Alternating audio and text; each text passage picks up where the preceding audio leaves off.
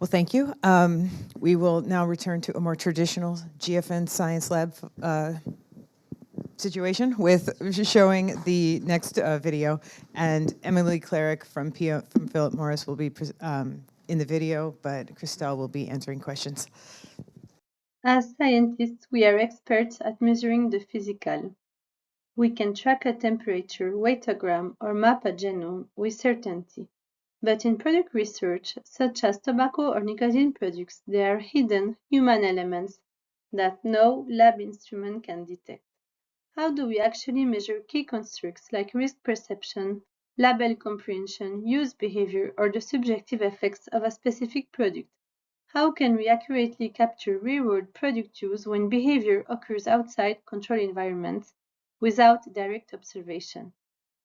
Without this information, our understanding of the impact of tobacco and nicotine products on public health is incomplete. To see the invisible, we need a different kind of instrument. We need CROM.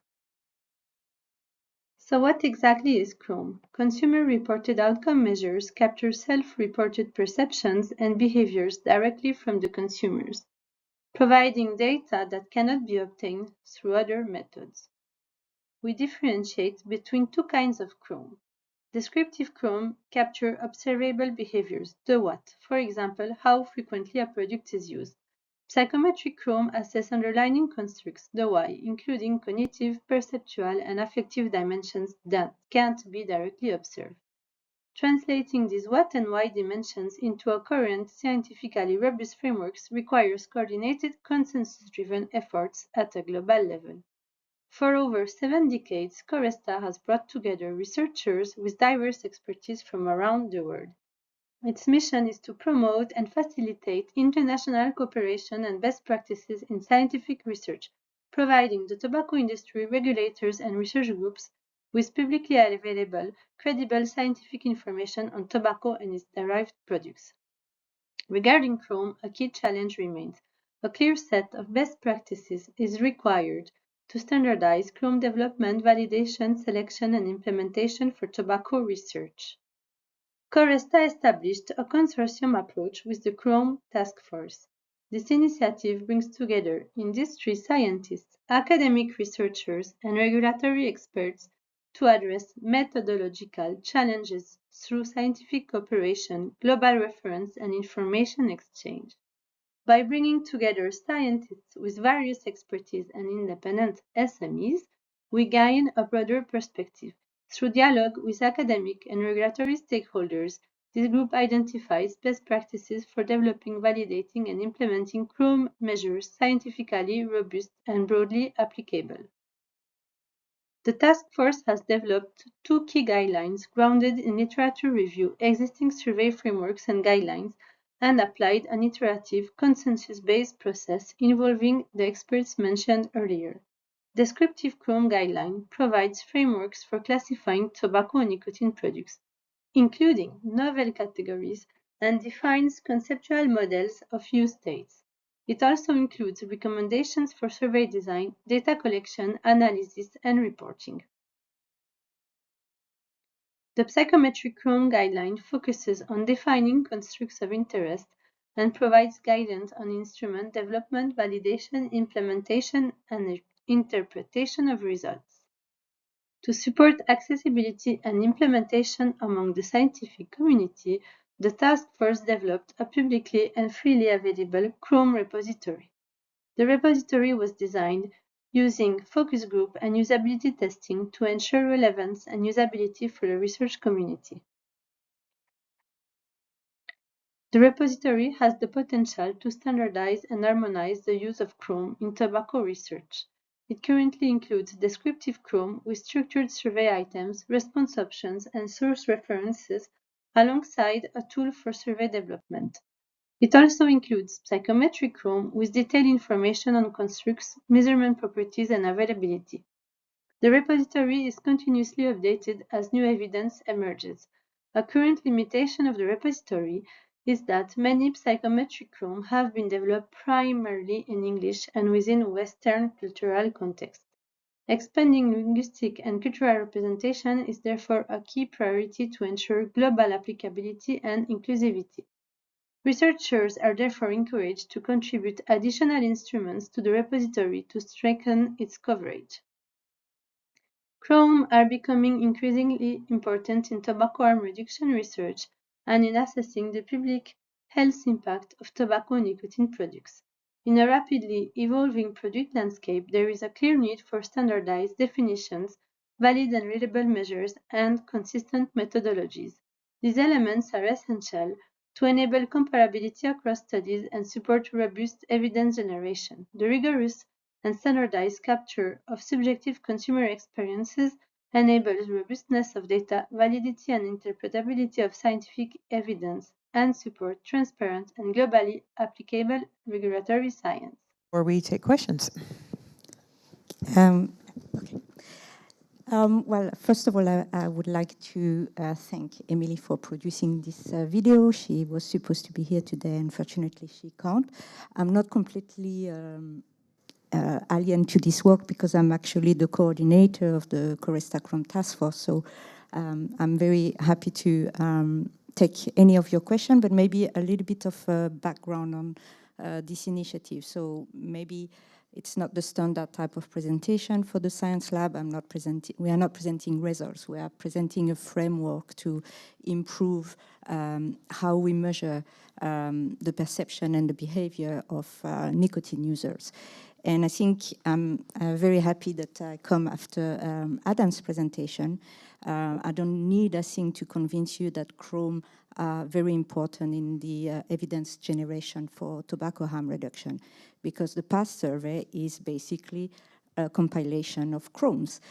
Some are descriptive, as explained in the video, so they measure more the observable behavior, what type of product they are using, how often they are using, how long have they been using it, as well as socio-demographics.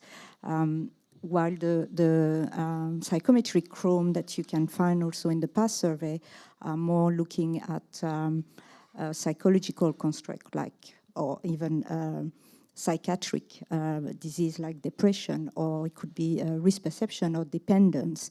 And this morning there was in the panel session a comment, oh no, it was in the early,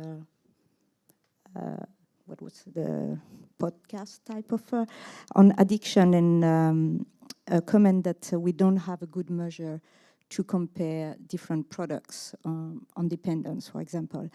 And this is the type of challenges that have really driven this initiative, because yes, tobacco research on smoking behavior has been going on for many, many years, and there is instrument and CROM to measure this behavior.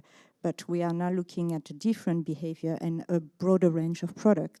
So one of the key questions is that how do we know that we can just apply a CROM that was developed to assess behavior or perception of cigarettes to new alternative. And so in the guidelines that we have published in contribution to tobacco and nicotine research, we provide some recommendation on how to adapt existing CROM or develop new one and ensure that they are fit for purpose. And we often talk about reliability and validity, but I think what is really important is to ensure that it measures what it's supposed to measure, and it does it with the lowest error possible. And maybe lastly, before you can take any question, the second deliverable that we have within this inter-industry consortium is the CROM repository. And I have some flyers because I think if you want to look at yourself what is in this repository, how it could be maybe useful, whether you are in clinical research, epidemiology, behavioral research, the impact of such repository will be only visible if it's known by the researcher and used. But we are also very interested in getting suggestion from the community on what is missing in this repository. So if you go on the web page, you have the opportunity to make suggestion. Thank you. Any questions? I've got a few questions actually on this. So the data in this repository, is this free to use for researchers? Yes, it is. For any researchers? So do we? Yes. So just maybe to clarify, we don't provide any data. It's only information on Chrome. So maybe it was a little bit too fast on the video, but it's basically, if we talk about psychometric Chrome, it would be how it was developed, evidence of the psychometric functioning of the questionnaire, how it has been used, so we can list also the reference of key publication for the development, and if necessary, some recommendation also on whether it's applicable to different tobacco product or not. So this information is publicly available. What is not available is the questionnaire itself, because for that there is obviously copyright issues, so we cannot provide. But we provide the source, if available, where to find the questionnaire. Okay. And the follow-up question is, how do you recruit consumers? I presume that's different in different countries. There's different rules about engaging consumers in different countries. I mean, I think in Australia you can't at all, but in other countries you can. So I'm not sure I understand really your question, because in the work that we have done, we are not actually collecting data. Okay. We are really providing a tool. Tools for researcher actually to collect their data. Right. Okay, I understand. Thank you. Hello. As a consumer, I have noticed that many other consumers had medical data, lung function checks, lung function analysis before when they were smokers, and that prompted them to switch to vaping, and their lung function has improved, medically measured. Are there any provisions for consumers to upload these kind of data, so that these can be evaluated?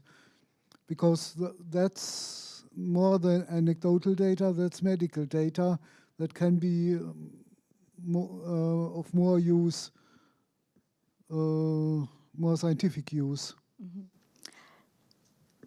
So I think I'm not in position on commenting on that, because it's not the purpose of what we have done. What we have done is really to provide guidance and recommendation on how to use what we call CROMs, so self-reported tools or surveys, to go into in your research and apply these tools. So there is a standardization and harmonization on how data are collected to be used then for evidence generation. But I think your question is a valid one, but and I don't know if anyone wants to answer. So when it comes to health data, it's actually really difficult to collect it, and that's because under GDPR this is considered sensitive data, and for sensitive data we wouldn't, if we would like to collect this type of data, we would need ethical approval for the research that needs to be conducted. But I mean, of course, I agree with you. It's a really valuable data set, but this is something that we take very seriously, and also the authorities take very seriously. Thank you. And I have one final question for you. What would do you consider to be the most difficult measure to capture of the different consumer-reported outcomes? So I think, and that link to the presentation of Adam, when it comes to measuring transition and exposure to different products, it really relies on the fact that we can accurately measure what people are using and how often they are using it. And this is really something we can capture only by asking questions. So already having a harmonized definition on what is a user, what is an experimenter, what do we consider as a transition, switching, initiation, cessation, all these behavior that are intrinsic to tobacco harm reduction. Thanks.